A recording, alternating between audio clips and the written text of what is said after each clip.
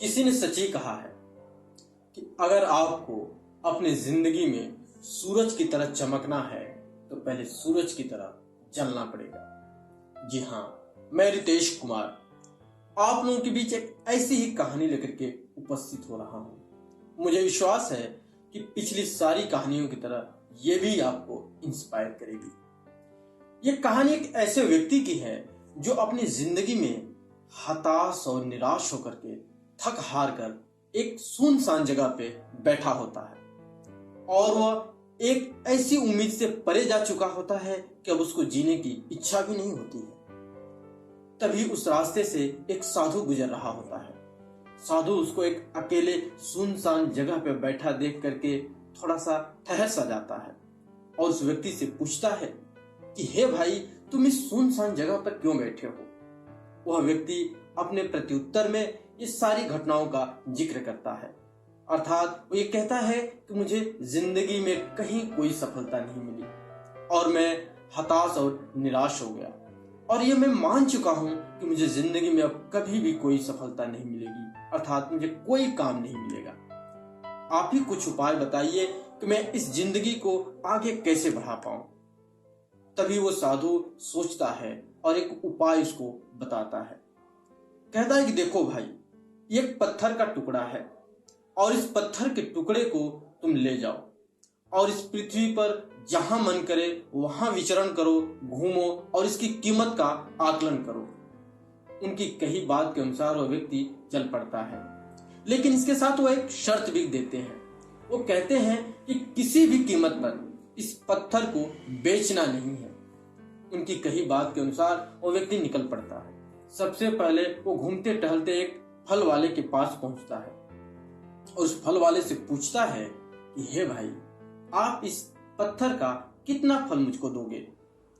फल वाला तब उस व्यक्ति को देखता है और कहता है कि भाई, इस पत्थर का मैं तुमको केवल 10 संतरे दूंगा।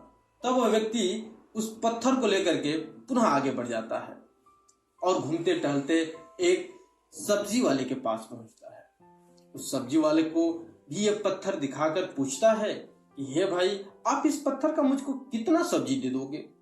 वो व्यक्ति उस पत्थर को देखता है और कहता है कि आपको मैं इस पत्थर का 1 बोरे आलू दे सकता हूं।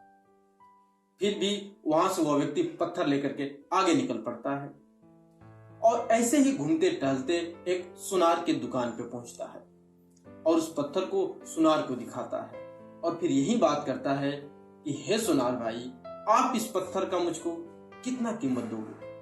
वो व्यक्ति उस पत्थर को बहुत देर तक देखता है और आकलन करता है और कहता है कि आपको इस पत्थर का मैं 1 करोड़ रुपए दूंगा। तब वो आदमी कहता है, मुझको इस पत्थर को बेचना नहीं है। तब वो सुनार आश्चर्यचकित होकर के सोचता है कि कुछ इसकी कीमत और बढ़ा देता हूं। ऐसा है कि आप इस पत्थर का मुझसे 2 करोड़ रुपया ले लीजिए और मुझको इस पत्थर को दे दीजिए। उस व्यक्ति ने कहा, मुझे इसके लिए आप माफ करिए क्योंकि मुझे इस पत्थर को बेचना नहीं है, और वो पत्थर लेकर के आगे बढ़ जाता है। ऐसे ही घूमते फिरते टहलते हीरे के व्यापारी के पास पहुंचता है और हीरे के व्यापारी के पास जाकर भी उस पत्थर को दे करके यही प्रश्न करता है कि आप इस पत्थर का कितना कीमत दोगे? हीरे के व्यापारी उस पत्थर को देख करके आश्चर्यचकित हो जाता है। सबसे पहले एक लाल मलमल का कपड़ा लेता है और उस पर एक पत्थर को रखता है और सबसे पहले उस पत्थर को माथा टेकता है और उसके बाद उसको जी भर करके देखता है और देखने के बाद उस व्यक्ति से वह हीरे का व्यापारी कहता है कि अगर इस दुनिया का सारे बहुमूल्य रत्नों को इकट्ठा कर दिया जाए तो भी इस पत्थर की कीमत के बराबर नहीं हो सकता, अर्थात यह बहुत बेशकीमती पत्थर है। यह बहुमूल्य रत्नों से भी बड़ा रत्न है। वह व्यक्ति घूमते टहलते पुनः उस साधु के पास आता है और उस साधु से कहता है कि हे महाराज, मैं आपकी कही बात के अनुसार इस पत्थर का आकलन कराया हूं, लेकिन आप मुझे बताइए मेरी क्या कीमत है, मेरी क्या वैल्यू है? तब महाराज ने कहा कि तुम पत्थर की कीमत क्या आकलन कर पाए हो? उन्होंने अपनी सारी घटनाओं का जिक्र उस महाराज से किया। तब महाराज ने कहा कि तुम भी ठीक इस पत्थर के टुकड़े के समान हो।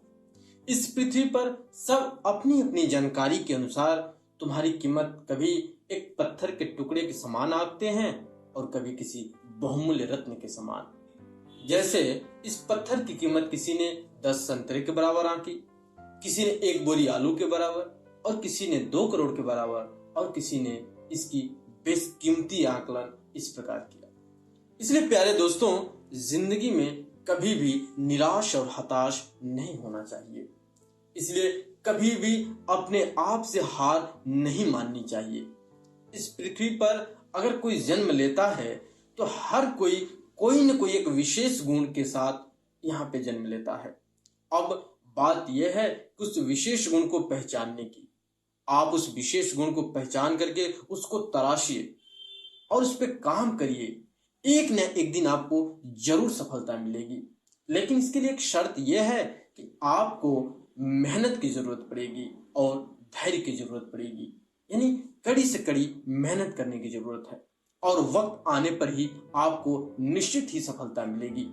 इसके पहले आपको थक हार कर बैठना नहीं है, आपको लगातार कोशिश करनी है, लगातार प्रयास करना है। आप एक न एक दिन जरूर सफल होंगे।